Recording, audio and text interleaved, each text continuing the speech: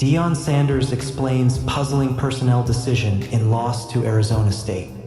There was a heaviness inside Folsom Field on Saturday night, one that seemed to settle deeper with every quarter Colorado played.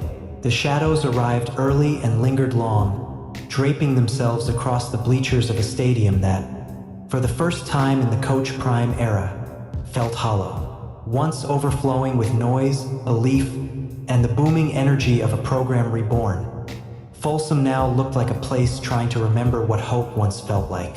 Colorado's senior night, a game meant to honor the players who built the foundation of this new era, instead turned into another disappointment, another unraveling, another reminder that the 2025 season has drifted far from the dream Deion Sanders once laid out so confidently. The Buffalo's 38-13 loss to number 25 Arizona State officially dragged them to 3-8, guaranteeing the worst record of the Coach Prime era. And as Sanders stepped to the podium, facing another wave of questions about mistakes, missed opportunities, and mounting frustration, he didn't hide from what went wrong. If anything, he leaned into it, because this was not a night to sugarcoat or spin. This was a night where Colorado's flaws roared louder than the crowd. The goal was not to inflict any wounds on ourselves, and we did that, Sanders said, his voice carrying the weight of a season that has felt like one long test of patience. The goal was to stop the running game because we figured they wouldn't profound a pass, and we gave up 355 yards rushing. For turnovers, 3 points off the turnovers. The numbers painted the picture. Arizona State didn't have to be perfect. Colorado simply imploded. Missed tackles, blown gaps, turnovers that handed momentum away like loose change. The Buffaloes looked like a team exhausted by the grind of a season that slipped away weeks ago, but still demanded responsibility, effort, and accountability. They looked like a team stuck between flashes of potential and the cold reality of inconsistency. There was one moment in particular that Sanders pointed to, a moment that frustrated him not because of the player involved, but because of his own choice. Running back Ronald Coleman was inserted into the game as a change of pace spark, a chance to break open a stagnant offensive rhythm. The spark came in the form of an explosive run, and then extinguished instantly. Coleman fumbled, and Arizona State capitalized seconds later with a back-breaking touchdown. "The gentleman who fumbled, that's on me," Sanders said. "I put him in the game to try to have a change of pace. Figured he was going to hit it, and he hit it, and he fumbled it. It is what it is."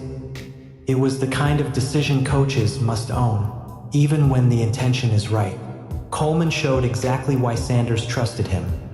The burst, the lane recognition, the explosiveness. But in a season where mistakes stack like bricks, every misstep feels multiplied. Defensively, Colorado never found its footing. Sanders didn't hide from that either. Defensively, we've got to do much better. We forced turnovers, and offensively we got to score. Didn't do any of that, he said. We've got to be much better situationally, and we weren't. We weren't, and we aren't. That blunt honesty has followed Sanders all season. He does not pretend the roster is where it needs to be. He does not hide behind injury excuses, even though the Buffaloes have endured one of the most battered depth charts in the conference. When asked whether injuries made things more difficult, Sanders' answer cut straight through. "Yeah, but there's no excuse.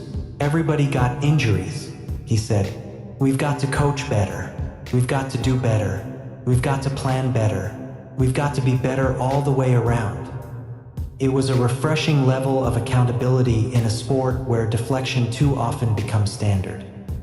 If there was one bright storyline, Colorado hoped it would come from freshman quarterback Julian Lewis, the prodigy who is expected to lead the Buffaloes in 2026 and beyond. But Saturday was not his night. He looked unsettled, rushed, and uncharacteristically scattered. "He wasn't settled," Sanders said. "Never got settled. We've got to do better." Yet even through the struggles, Lewis still found chemistry with receiver Amarian Miller, a pairing Sanders believes has enormous long-term potential. His praise for Miller, playful and genuine, stood out in a night full of frustration. He's not a 4.3 guy, but he knows how to run routes, use his leverage, get out the jam, Sanders said. If he has a step, normally he makes the catch. The kid can play and they will have a connection. But was Lewis still the quarterback of the future after a rough outing? Sanders didn't waver. He's a good kid, a good young man. He has a bright future ahead of him, Sanders said. You can't take this game and berate him. He did some wonderful things last week. He did some wonderful things this week. That mattered. Amid a season slipping further away, Sanders did not let the moment overshadow the future he still believes in. He was patient. He was protective. He was intentional. When asked whether he might redshirt Lewis, Sanders didn't even pause. No, these kids ain't thinking about redshirting these days, he said. They think about being 3 and done. They want to go pro. They want to play. That was Sanders at his most honest, acknowledging the way modern college football works. Players come to compete immediately, not wait. And if Lewis wanted to redshirt, Sanders would support it. But he doesn't see that happening.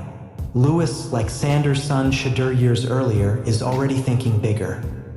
Still, Saturday night was about more than development or future depth charts. It was also about honoring seniors who won't get another chance to run out at Folsom Field. For Sanders, that carried a deeper emotional weight. Tough, he said softly. Love those guys. I have different relationships with all these young men. You want to send them out with a win. But we couldn't get it done. It was one of the few times his voice felt heavy, not frustrated. These players chose Colorado before the national attention arrived. Some stayed through a coaching change. Some came when belief was still fragile. Losing senior night hit him hard. But it also underscored the truth of the 2025 season. Colorado is not there yet. The rebuild is ongoing. The culture shift is still being shaped. The roster needs work. The lines of scrimmage need reinforcements. The future is coming, but it requires more growth, more discipline, more time. And Sanders knows it. That's why he didn't flinch when asked whether he would compare himself to ASU coach Kenny Dillingham, who has lifted the Sun Devils into conference contention. I'm not going to compare myself to any other person, Sanders said. I'm happy for him. He's a heck of a coach. They won. We were right there in the game, but we shot ourselves in the foot. He's not wrong. Colorado was competitive early. They had opportunities. They had momentum, but the same mistakes, the same lapses, the same self-inflicted wounds that have defined this season resurfaced again. And that's the truly puzzling part of the personnel decision fans questioned. Putting Coleman in at that moment, taking that risk, trusting that spark. Sanders explained it clearly, owned it fully, and now moves forward with the awareness that every decision in a season like this gets magnified. Saturday wasn't the night Colorado wanted. It wasn't the goodbye the seniors deserved. It wasn't the performance Sanders hoped would show progress. But it was an honest reflection of where the program stands. A team with talent but not yet consistency. With flashes but not yet execution, with potential but not yet cohesion. And now, with one game left, the Buffaloes stand at a crossroads familiar to every rebuilding program. Take responsibility, regroup, recruit, reload, and respond. Sanders knows exactly where the problems lie. He knows where the repairs must begin. And even in a year defined by setbacks, his message remains unwavering. The work has already started.